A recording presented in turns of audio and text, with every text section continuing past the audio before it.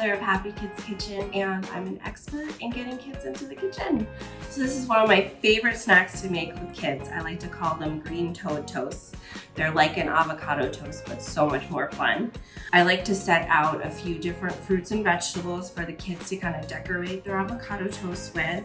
If you have a kid-safe knife like this on hand, it's great for the kids to be able to chop, and they can help do one part of the toast, which is really super fun, is mashing the avocado. Kids love to mash.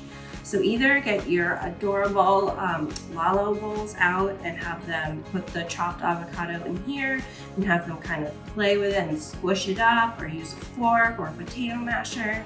Or a really fun thing I like to do with kids is use a plastic bag. And then kids can use their hands to really squish it up. And this is a great mess-free way to have a sensory activity. And then you want to take your piece of toasted bread, and I have a big circle cutter here, but if you have like a drinking glass at home, you can just use that to either press in or kind of measure around or cut around it. So I like to cut it into a nice big circle.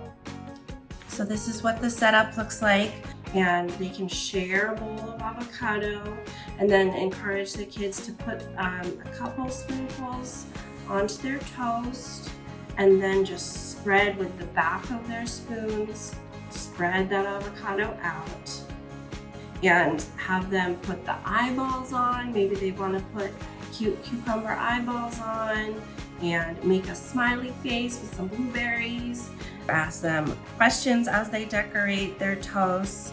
What color is the toast? What does a frog say? Get them to make their little toast ribbit. So I hope I encouraged you to have some fun with food today, and I hope you have a great play date.